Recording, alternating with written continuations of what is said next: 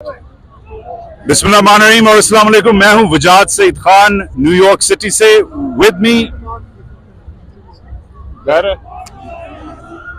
बिस्मिल्लाहिर्रहमानिर्रहीम और अस्सलाम वालेकुम। मैं हूं वजाहत सईद खान न्यूयॉर्क सिटी से with the point person for North America for the chairperson of the Tehreek Insaf doctor Shahbaz Gill. अस्सलाम वालेकुम, कैसे हैं आप? वालेकुम अस्सलाम, बहुत शुक्रिया। डॉक्टर साहब, welcome to New York city. Thank you so very much sir. Doctor साहब, आप 10-12 घंटे गाड़ी चला के इधर क्यों आए हैं? इसलिए कि एक 70 साल का बंदा जिसको कुछ नहीं चाहिए सब कुछ कर बैठा है, वो जेल में बैठा हुआ है, ठंडी जेल में, गोलियां भी खा चुका है, सब कुछ कर चुका है, सिर्फ इसलिए कि पाकिस्तान को जो 75 साल 76 साल में नहीं मिला सही आईनी तौर पर एक जमहूरियत, उसकी वो कोशिश कर रहा है। अगर मैं उसमें कुछ हिस्सा डाल सकूं तो मेरा ख्याल मुझे भी कोशिश करनी चाहिए। मगर उधर तो कुछ नहीं लग रहा हो रहा। उधर तो लगता है कि आपका जो हक है, जो आप क्लेम कर रहे हैं, वो तो मार दिया गया है। मीटिंग्स हो गई हैं, कोalitions डिसाइड हो गए हैं। आप इधर से क्या कर सकते हैं? देखिए, बात ये है वजाहत जी, जब ये इलेक्शन आ रहे थे तो आप याद कीजिए कि हमें बताया जाता था, आप तो क्योंकि यहाँ की जमहूरियत को जानते हैं, सब कुछ जानते हैं, यू अंडरस्टैंड कि विल ऑफ पीपल क्या होती है, आपने यहाँ देखी भी है, एक्सरसाइज होती भी देखी। You studied at Michigan, you studied at Columbia, you know how this democracy works. लेकिन पाकिस्तान के अंदर हमेशा से एक ख्याल था लोगों का, जब से अयूब खान ने इक़्तिदार पर कब्जा किया, कि पाकिस्तान में अगर आपने जीतना है, हुकूमत बनानी है और आपने कोई सीट निकालनी है तो आपको चौधरी निज़ामुद्दीन की, पाकिस्तानी इस्टेब्लिशमेंट की, मिलिट्री इस्टेब्लिशमेंट की आशीर्वाद चाहिए। इस इलेक्शन में भी लोग कहते थे फायदा क्या वोट देने का, होना तो वही है जो चौधरी साहब ने, कहाँ जीतने देना है उन्होंने वही करना है जो पाकिस्तान के अंदर हमेशा से होता है। तो कहने की बात यह है कि इलेक्शन हुआ, इलेक्शन से पहले लोगों से नॉमिनेशन पेपर छीने गए।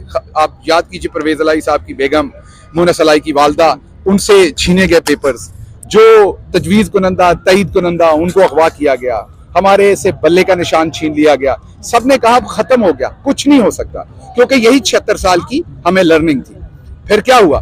फिर हम इलेक्शन जीते और 2/3 से भी ज्यादा। आज फॉर्म 45 के तहत हम 179 सीटों पे खड़े हैं। अभी भी फॉर्म 45 आ रहे हैं, ये नंबर 200 तक पहुंचना है। औरतों का वोट डालें और माइनॉरिटी का ये 260 पे पहुंचना है। तो ये सब कुछ हो गया ना। इस सब के बारे में भी लोग कहते थे कुछ नहीं होगा, ये तो चौधरी निज़ामुद्दीन ने सेटल कर दिया, अब आप कुछ नहीं कर सकते। इमरान खान ने और पाकिस्तान की आवाम ने अनहोनी करके दिखा दी। अब क्या है, ज्यादा से ज्यादा हमें हुकूमत नहीं बनाने देंगे, हमारा वोट छीन लेंगे। आप बताइए, पहले भी तो इमरान खान से 9 अप्रैल 2022 को हुकूमत छीनी थी। फिर इमरान खान के इलेक्शन केपी में और पंजाब में नहीं करवाए थे, तो क्या हुआ था? उसके बाद जिन्होंने ये किया उनको जो है इनको रोकिए जरा, उनको जिन्होंने ये किया, क्या उनके मुकद्दर में जलालत आई या इज्जत आई? अभी अगर वो ये इमरान खान से छीनेंगे, हॉर्स ट्रेडिंग करेंगे, आजाद उम्मीदवार हमारे छीनेंगे या इलेक्शन के रिजल्ट चुराएंगे, तो अभी तो इमरान खान 2/3 से आया है ना। फिर ये इमरान खान को 266 में से पूरी 266 देंगे। आज देखिए कि वो जो महमूद उनका नाम क्या है, जो अवामी नेशनल पार्टी नहीं, पख्तूनख्वा पार्टी के अचकजई साहब, वो आज क्या कह रहे हैं? इमरान खान मेरा दोस्त है। वो कल इमरान खान को क्या कहते थे? अल्ताफ हुसैन साहब भी आज यही कह रहे हैं। आज पूरे पाकिस्तान को ये पता चल रहा है कि असल में अवाम की हकीकी आवाज इमरान खान है। अब जो पाकिस्तान की इस्टेब्लिशमेंट को आदत पड़ी हुई थी, बार बार पाकिस्तान के 23 वजीर आजम घर भेज चुके हैं। हर एक मुहिब वतन नहीं था, हर एक इनकम्पिटेंट था, हर एक करप्ट था। यही तीनों काम इमरान खान के साथ भी किया, बल्कि चौथा भी किया। ये इद्दत में निकाह किया है इसने, इसका कैरेक्टर ठीक नहीं है, इसकी हमारे पास फिल्में, सब कुछ करके देख लिया, सारी फिल्में चलाई, अब उल्टी अपनी फिल्म चल गई है। अब समझ नहीं आती कि अपनी फिल्म को कैसे कंट्रोल करना है। तो जो पाकिस्तान की कौम इतना बड़ा बुत तोड़ने में कामयाब हो गई, अगर अब वो, हम तो कहते हैं बनाएं नवाज शरीफ को 55 सीटों पर, क्या आज इकोनॉमिस्ट क्या कह रहा है? Rigged election. आज ही आपने द न्यूयॉर्क टाइम्स का आर्टिकल पढ़ा, उन्होंने भी रिग्ड इलेक्शन कह दिया। आप यहाँ हैं, आपको पता है मैं और दूसरे पाकिस्तानी कितनी कोशिश कर रहे थे कि ये सारे चैनल कोई एक आवाज उठा दें। वहां पर फाशिज्म पे कोई नहीं बोल रहा था, स्टेट डिपार्टमेंट नहीं बोल रहा था, बरतानिया नहीं बोल रहा था, पाकिस्तान के यहाँ पर कोई कांग्रेसमैन कोई खुल के बात नहीं कर रहा था। लेकिन अब जब पब्लिक ने वोट डाल दिया, इनके ऊपर प्रेशर आ गया, आज इन सबको बोलना पड़ा है, खुलकर बोलना पड़ा है।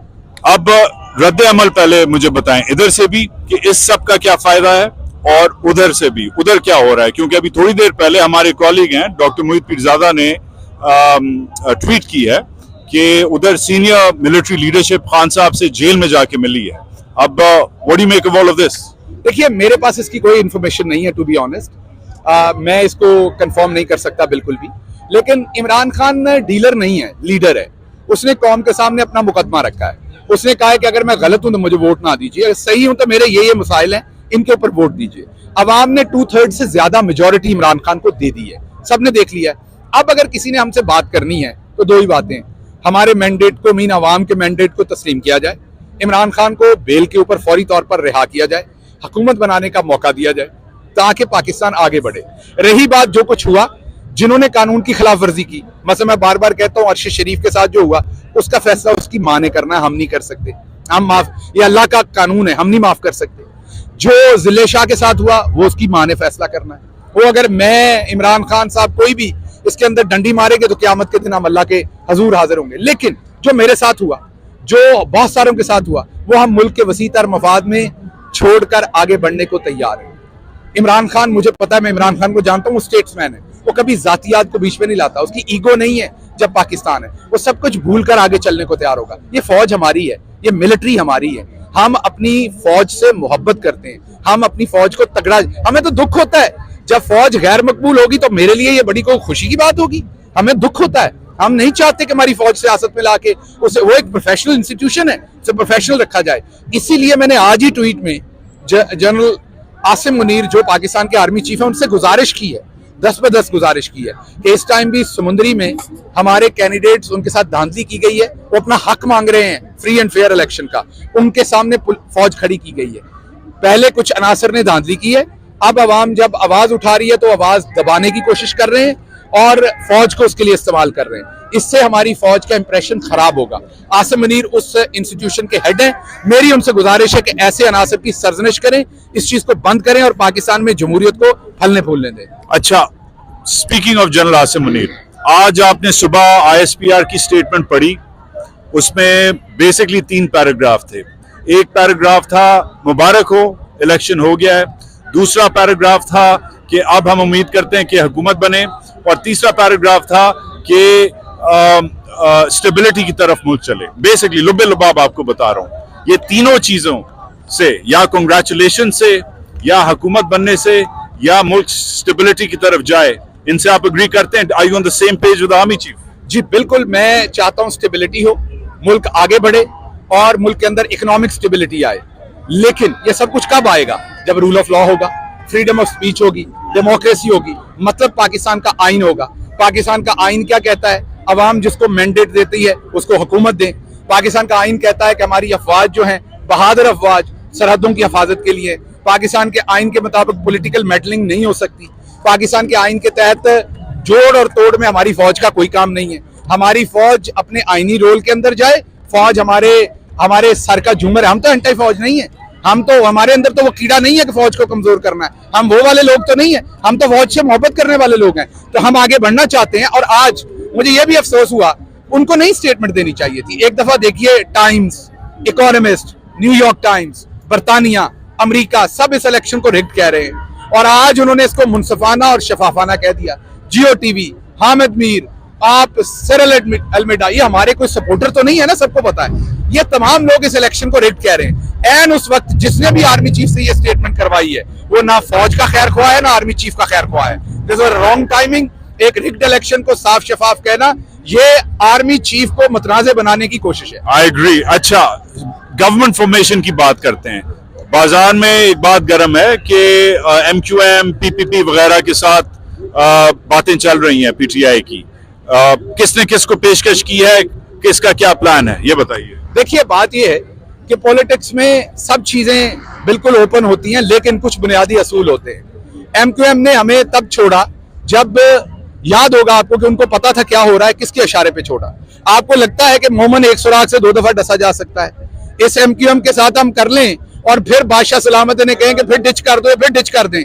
हम आपको ये सब कुछ करवाने के बाद इतने सादा पागल लगते हैं? नहीं, ना हम PP के साथ इल्हाक करने जा रहे हैं। हाँ, बिल्कुल कर सकते हैं। पीपी के साथ भी कर सकते हैं, एमक्यूएम के साथ भी कर सकते हैं। ये लूटी हुई दौलत अब हमको वापस करें। ये जो बिलावल हाउसेस बने हुए हैं लाहौर में और कराची में, वापस करें। जो कुछ उन्होंने रियलिस्टिक नहीं है डॉक्टर साहब। तो देखिए, इमरान खान ने तो हमेशा अनरियलिस्टिक काम किए हैं। शौकत खानम नहीं बन सकता था, इमरान खान को कहा अनरियलिस्टिक था। वर्ल्ड कप नहीं जीत सकता था, अनरियलिस्टिक था। 2 पार्टी सिस्टम नहीं तोड़ा जा सकता था, अनरियलिस्टिक था। 3 कैंसर हॉस्पिटल जहां गरीबों का फ्री इलाज हो सके नहीं हो सकता था, अनरियलिस्टिक था। 1-2 इंटरनेशनल किस्म की यूनिवर्सिटी जहां गरीबों को फ्री एजुकेशन मिले इंटरनेशनल स्टैंडर्ड की, अनरियलिस्टिक था। फिर चौधरी निजामुद्दीन के खिलाफ खड़े नहीं हुआ जा सकता था, इलेक्शन नहीं लड़ा जा सकता था। बल्ले के निशान के बाद किसी के प्याला है, बैंगन है, किसी के पास झूला है, इलेक्शन नहीं जीता सकता। इमरान खान तो नाम ही इम्पॉसिबिलिटीज का है, तो he makes impossible to possible, so he will make it too। अच्छा, चलते चलते, एक तो अगर किसी ने पहले आपका वीलॉग नहीं देखा या पाकिस्तान का नाम भी नहीं सुना मगर इस इलेक्शन की वजह से पॉलिटिक्स फॉलो कर रहे हैं, उनको 2 या 3 मिसालें दें जो रिगिंग हुई है, जो आप दस्तावेजात के साथ प्रूव कर सकते हैं। देखिए, रिगिंग इस तरीके से हुई है कि रेहाना डार साहबा का हल्का है सियालकोट में, उनके तो तकरीबन मेरा ख्याल 385-375 पोलिंग स्टेशन, 350 पोलिंग स्टेशन से, उसमें से 3 पोलिंग स्टेशन का रिजल्ट रहता था, मतलब 99% रिजल्ट्स आ चुके थे, जिसमें वो 50,000 की लीड से जीत रही। अब वो जो 1% था, वो टोटल वोट जो होंगे वो 5,000 होंगे, 7,000 होंगे, 8,000 होंगे। अगर वो सारे भी दे दें दूसरे कैंडिडेट को, तो दूसरा कैंडिडेट जो है वो 45,000 या 50,000 की बजाय 35,000 से हार जाएगा, 40,000 से हार जाएगा, 30,000 से हार जाएगा, बजाय इसके कि उन्होंने 50,000 दूसरे को दे दिया। ये जो अचानक से 95,000 वोट 1% से निकल आया है, तो ये कहां से आ गया? इसी तरह और बहुत सारी एग्जाम्पल है, कोई एक नहीं है, ऐसी एग्जाम्पल्स मौजूद है। 95,000 की लीड के ऊपर सलमान अकरम राजा जीत रहे हैं, सारे फॉर्म 45 पड़े, रिजल्ट चेंज कर दिया गया। नवाज शरीफ का जो हल्का है उसमें तो आखिरी कर दिया, पीपल्स पार्टी को, जमात इस्लामी को 0 वोट मिल रहा है। जो कुल टोटल वोट पोल हुए उससे भी ज्यादा रिजेक्टेड और वो सारे करके नवाज शरीफ को ज्यादा निकल आए। तो अहमकाना हरकतें की हैं। इससे यह भी पता चल गया कि दोस्तों को धांधली भी नहीं करनी आती, तो मैं थोड़ा परेशान हुआ हूं इस बात। अच्छा, दोस्तों की बात आए तो ये बताएं, ये मजमा आपने कैसे इकट्ठा किया है? ये लोग किधर किधर से आए हैं? ये मैंने नहीं इकट्ठा किया, इनमें से कोई पेंसिल्वेनिया से आया है, इनमें ये सिनसिनाटी से आया, कोई ओहायो से आया, कोई कनेक्टिकट से आया, वर्जीनिया से आए, सियाटल से आए, ये सारे आए। अब ये मैंने एक ट्वीट किया, सिर्फ एक ट्वीट, और वीलॉग में जिक्र किया, इन लोगों ने सुना। ये मेरे लिए नहीं आए, वो जो 70 साल का आदमी इनकी जंग लड़ रहा है ना, ये पाकिस्तान, पहली दफा ये अमेरिका में रहते हैं, पाकिस्तान का वजीर आजम यहाँ आता था, कोई ना कोई खबर लगती थी, ये चोर है, ये आपसे हाथ मिलाएगा, उंगलियां चोरी हो जाएंगी, अंग्रेजी में इस तरह की। एक दफा यहाँ प्राइम मिनिस्टर आया पाकिस्तान का, यहाँ के मीडिया ने 2 के डंडी मारी, उसमें कवर उस तरह से नहीं किया, लेकिन पूरी दुनिया हिल के रह गई, ये कौन आया है, who is the king. Pakistani जिस तरह जमा हुए, जब वो पूरी दुनिया से इंटरेक्ट करता था, इसी अमेरिका में व्हाइट हाउस जाता था, जिस तरह वो बैठता था, बात करता था, एंगेज करता था। अगर ट्रम्प साहब, जिनको कभी कभार आपको पता है जज्बाती आदमी मेरी तरह के, वो भी जब कभी कभार वो ठोक देते थे स्टेटमेंट, तो बराबर की स्टेटमेंट आगे से आती थी, कौमी वकार की फील आती थी। ये जो पाकिस्तानी है ना, इन्हें हरारत महसूस हुई थी गैरत की, इनको अच्छा लगा था को हमारा भी है, को हमारे लिए भी बात करता है। इनके प्राइम मिनिस्टर की वजह से इनकी यहाँ इज्जत बन रही थी, इनको अब वो चस्का पड़ा हुआ है, वो इमरान खान ने इन्हें चस्का दे दिया हुआ है। अब ये इससे लेस पे सेटल नहीं हो सकते। वो जो हमारा भोलू बादशाह है, वो यहाँ आकर ओबामा का निकाह हिलरी से करवा देता है। तो वो अब ये उसको कैसे मान ले, गोबर को आइसक्रीम माजरत के साथ कैसे मान ले। अच्छा, एक अगर मैं जाती सवाल पूछ सकूं, जी जी, आप 2-2, 3-3 व्लॉग्स करते हैं रोज, फिर 12 घंटे गाड़ी चला के इधर आते हैं, ये क्यों कर रहे हैं? What's in it for you? देखिए, बात यह है कि मैं एक प्रोफेसर था, अमेरिका की एक बड़ी यूनिवर्सिटी में प्रोफेसर था। वो लाइफस्टाइल था जो यहाँ पर कोई भी, यहाँ भी, उस मुल्क में नहीं, इस मुल्क में भी कोई भी ड्रीम करता हो। एक बहुत बड़ी सैलरी, एक बहुत ही बेहतरीन करियर और एक ऐसी जॉब जिसमें मुकम्मल फ्रीडम। मेरी को 9 to 5 वाली नौकरी नहीं थी। प्रोफेसर यहाँ बादशाह होता है, आपको पता है, आप पढ़े हुए हैं तगड़ी यूनिवर्सिटीज में, आपकी मिशिगन और हमारी अरबाना शैंपेन सिस्टर यूनिवर्सिटीज हैं। सो वो सारी जिंदगी छोड़ के वहां जाके मैं राणा सनाउल्लाह और मरियम औरंगजेब के मुंह लगा, अपने आप को बदतमीज कहलाया, जाहिल कहलाया। शहबाज गिल बदतमीज जुबान इस्तेमाल करता है। क्या मैं अपने बाप के लिए प्लॉट बना रहा था बदतमीजी करके? क्या मैं वाहिद कैबिनेट मेंबर था इमरान खान का जिसपे गवर्नमेंट के अंदर शरीफों ने मुकदमात बनाए, और वो जो हमारा बुजदिल बुजदार था वो मुझे प्रोटेक्ट नहीं कर सका पंजाब में, उसकी हुकूमत में मेरे पे मुकदमात बने हुकूमत के अंदर। इस सब को मैंने बर्दाश्त किया। उसके बाद जो हमारे बड़ों ने मेरे साथ किया वो आपको पता है। पहले मेरी गाड़ी का एक्सीडेंट किया गया, मुझे ऑलमोस्ट जान से मार दिया गया। गाड़ी को आपको याद है जो किया गया था मेरे साथ। उसके बाद मेरा नाम ECL में डाला गया, मैं बाहर आया, वापस गया तो 295C के पर्चे दे दिए।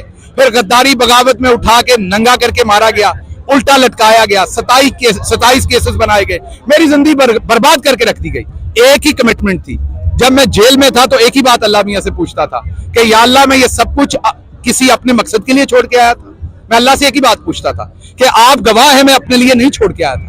मैं गांव में पैदा हुआ एक शख्स था, मैंने अपने इर्द गिर्द गुर्बत भी देखी थी, मैंने लोगों की महरूमियां भी देखी थी। मैंने इमरान खान को इसलिए ज्वाइन किया था कि मैं उन लोगों के लिए कुछ कर सकूं। तो मैंने अल्लाह से एक ही सवाल किया था कि अगर आपको लगता है कि मेरी कोई कमिटमेंट थी गरीबों के लिए तो मुझे बचा लीजिएगा, नहीं तो फिर जो होगा अल्लाह के आसरे। अल्लाह ने मुझे मक्खन में से बाल की तरह निकाला। वो लोग जो कहते थे कि आप यहां से जा नहीं सकेंगे, आप बच नहीं सकेंगे, आपको सजाए मौत होगी, आपको ये होगा, सब कुछ आपने देखा। लेकिन मैं आज दोबारा कहता हूं, मेरे दिल में खुदा गवाह है जिन्होंने सब कुछ किया उनके लिए नफरत नहीं है, क्योंकि वो मुझे कमजोर लगते हैं। क्योंकि अगर वो मेरे गिरेबान पे मेरे कपड़ों पे हाथ डाल से, मैं उनका भाई हूं, मैं उनका अपना हूं, ये कितनी कमजोरी होगी, कितने डरे हुए होंगे कि वो अपने भाई के कपड़े उतार रहे हैं, अपने भाई को मार रहे हैं। तो मैं उनको माफ करता हूं, मैं आगे बढ़ने को तैयार हूं। मैं उनसे रिक्वेस्ट करता हूं कि पाकिस्तान के लार्जर इंटरेस्ट में खुदारा आगे बढ़िए, कॉन्स्टिट्यूशन को चांस दीजिए, पाकिस्तान को चांस दीजिए। इमरान खान को मैंडेट मिला है, गवर्नमेंट बनाने दें, आए सब मिलके मुल्क की इकट्ठी तरक्की करें। Shahbaz Gill, thank you and welcome back to New York City. Thank you so very much. Thank you.